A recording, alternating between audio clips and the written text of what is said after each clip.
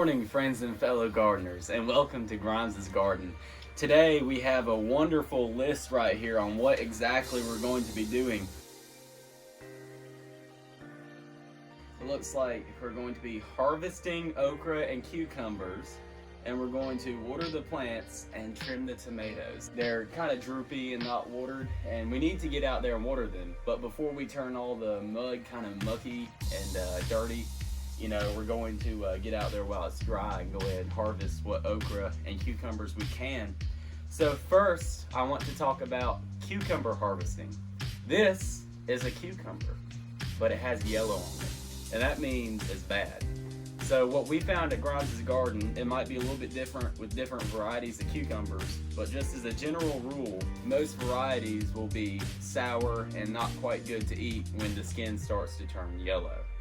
So this one right here is obviously really yellow, and we're not going to eat this one, we're going to throw it out. But general rule of thumb, this is bad. Another general rule of thumb is at Grimes' Garden, we generally let okra grow to the length of your thumb, about that long to the bottom of your thumb. This brand of okra we have, I think it's a cowhorn okra, but generally okras, you make it about that long. So with that being said, let's go. Before we continue with this video, y'all are going to want to scroll down to a button called the like button. And then y'all are going to want to take this mouse and y'all are going to want to do something like, just like that to the like button. And if y'all really want to support this channel, you're getting a little happy with your mouse button right here, y'all want to go down to the subscribe button, and then you're all going to want to go like this, like, with the subscribe button, just like that. And that'll really help support my channel, because you see, I've got some good stuff coming up. I've got a how-to on tomatoes, which I'm thinking about how to create. And I've got a survival challenge that's in the workings right now. It'll be me and a couple other people just out in the woods for a few days. The last person there wins. So if you want to see content like that, go down, like, and subscribe, and comment on any video about what type of content y'all want in the future. Bye-bye.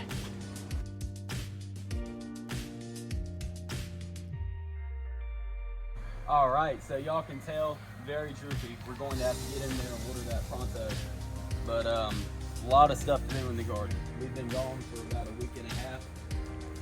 Look at all this okra. Oh my goodness. Okay. So generally we don't want to use scissors all too much, but okra is very fibrous. These stems right here, it's hard to twist them off. So we went ahead and snipped off a whole lot of okra. You can see right there, a whole bundle of it. In a few more days, probably 3 or 4 more days, we're going to have a whole new batch of okra. See all the small ones right here. And an interesting little tidbit about okra is that they have these blooms right here, and the okra develops behind these blooms, and the blooms will rot like this one. If you can get a close-up on that one, that used to be a bloom, and you have an okra developing under it. So you can take off the bloom and you'll have the new okra right under the bloom. So that's going to be a new okra right there soon.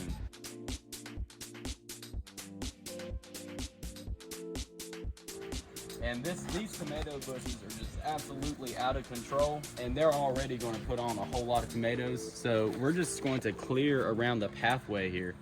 Just trim them. I swear I need like a chainsaw to trim these things off. The biggest thing about trimming tomatoes is you want to get the rotten and the diseased limbs down here, because you don't want that getting inside of your soil.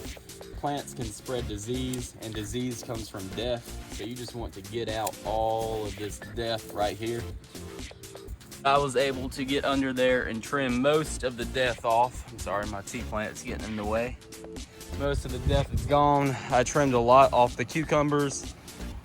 Basically anything that's wilting, rotting, you want to take off on most plants.